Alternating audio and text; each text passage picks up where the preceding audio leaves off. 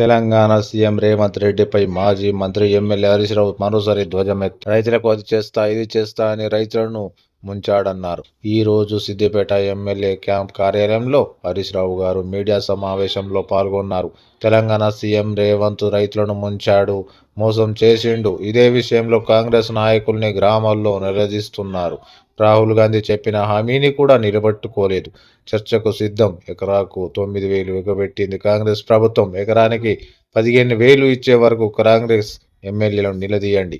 రేవంత్ రెడ్డి 3 పంటలకు రైతు బంధు ఇస్తానని చెప్పి కౌలు రైతులకు ఎందుకు ఇవ్వడం లేదు?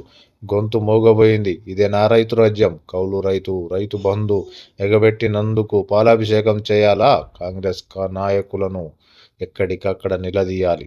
ఎన్నికలప్పుడు మాటలు కోటలు దాటాయి, ఇప్పుడు కోతలు పెడుతున్నారు. 1 ఎకరం భూమి ఉన్న వ్యవసాయ కూలీలుగా గుర్తించాలి. వారికి 12,000 ఇవ్వాలి. 5 గుంటలు ఉంటే వ్యవసాయ కూలీలకు ఇచ్చే పథకం వర్తించక నష్టపోతున్నారు. ఇదేమి పథకం?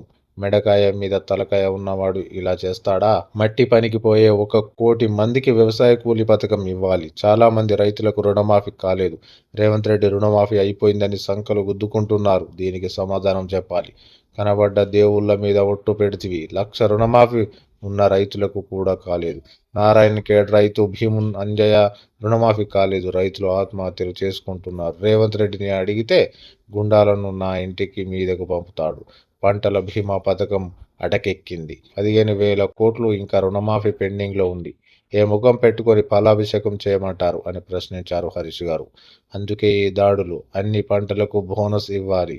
అన్ని రంగాల్లో ప్రజల దృష్టి మరల్చడానికి నా కార్యాలయం మీద కేటీఆర్, అల్లు అర్జున్ మీద దాడులు చేస్తోంది. రేవంత్ రెడ్డి హింస రాజకీయాలను ప్రోత్సహిస్తోంది.